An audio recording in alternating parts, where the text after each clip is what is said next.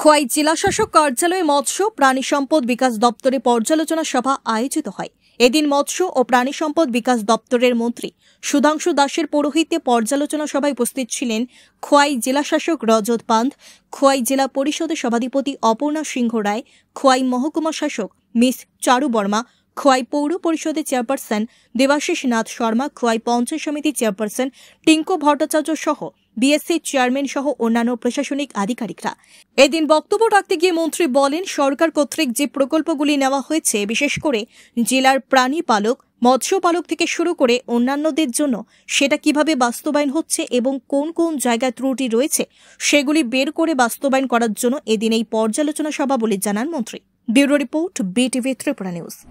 এই review meeting এর মূল উদ্দেশ্য হচ্ছে এই জেলায় 24-25 অর্থ বছরে আমরা যে অর্থ বরাদ্দ করেছিলাম বা যে স্কিম প্রজেক্ট হাতে নেওয়া হয়েছিল সেটা কতটা বাস্তবায়িত হয়েছে এই বিষয়ের উপর আমাদের আলোচনা হবে। এর সাথে সাথে 25 এবং 26 অর্থ বছরে আমাদের সরকারের পক্ষ থেকে যে বাজেট বরাদ্দ করা হয়েছে, আমরাও যে স্কিম হাতে নিয়েছি কিংবা সেন্ট্রাল গভর্নমেন্ট স্পন্সর যে সমস্ত স্কিম আছে, স্টেট গভর্নমেন্ট স্পন্সর যে সমস্ত স্কিমগুলি রয়েছে, বিশেষ করে এই জেলার যারা মৎস্য চাষী আছেন, প্রাণী পালক আছেন, তাদের স্বার্থে যেগুলি আমরা সিদ্ধান্ত নিয়েছি সেটা কিভাবে কাজ হচ্ছে, কতটা হয়েছে সেই বিষয়ের উপর আমরা আলোচনা করব।